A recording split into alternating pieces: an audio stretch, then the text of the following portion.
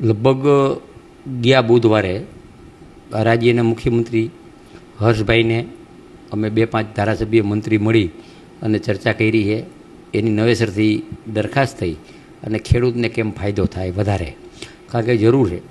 અમે સમજી ખેડૂતના દીકરા કે ખેડૂતને પૈસા મળવા જોઈએ અને કાયમી કઈ રીતે એનો નિકાલ થાય એના માટે રાજ્યના મુખ્યમંત્રી ભાઈ શ્રી ભૂપેન્દ્રભાઈ હર્ષભાઈ પોઝિટિવ છે અને એના આધારે કાર્યવાહી પણ ચાલુ કરી. પણ એની પ્રોસિજર હોય છે, એ પ્રોસિજર લગભગ ટૂંક સમયમાં એની નીતિ નક્કી થાય.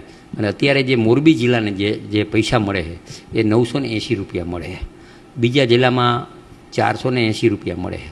એટલે એમાં ગુજરાતમાં તમામ બીજા જિલ્લાને પણ કઈ રીતે વધારે મળે, મોરબી જિલ્લાને કઈ રીતે મળે કે મોરબી જિલ્લો એક ઉદ્યોગની દ્રષ્ટિએ હબ છે અને જમીનના ભાવ ઘણા બધા છે મોરબી જિલ્લામાં.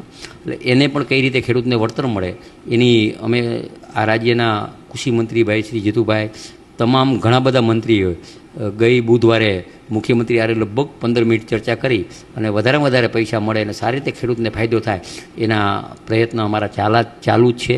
અને ટૂંક સમયમાં એનો જે નિર્ણય લગભગ આવી જશે, મને વિશ્વાસ છે. એમાં કોઈ પણ પ્રોસિજર છે, હું આજે રાજ્યનો મંત્રી મારા હાથમાં સીધું દઈ દેવું ન હોય. એને તમામ ગુજરાતના કલેક્ટરને આદેશ કરવો પડે, પછી કલેક્ટર ત્યાંથી એ રિપોર્ટ મોકલે અને રિપોર્ટ મોકલ્યા પછી કલેક્ટર મોકલ્યા પછી સમગ્ર ગુજરાતનો નિર્ણય લેતા હોય છે.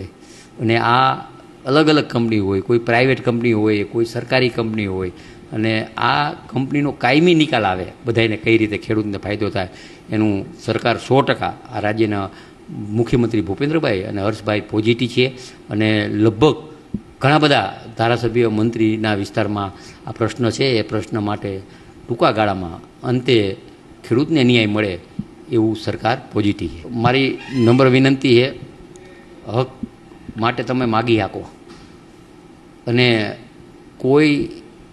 કોઈના કહેવાથી આપણે હુડીએ ચડી જવાની જરૂર નથી. તમે તમારી રીતે હકથી આવેદનપત્ર દો, અમને રજૂઆત કરો. જે વિસ્તારના મંત્રી આવ્યો ધારાસભ્યને રજૂઆત કરી અને વધારે પૈસા, અંતે ગુજરાત ખેડૂતના હિતવારી છે તો એને કઈ રીતે વધારે પૈસા મળે એવું લગભગ મને એવું લાગે, મને વિશ્વાસ છે કે ટૂંકા સમયમાં એનો અંત આવી જશે.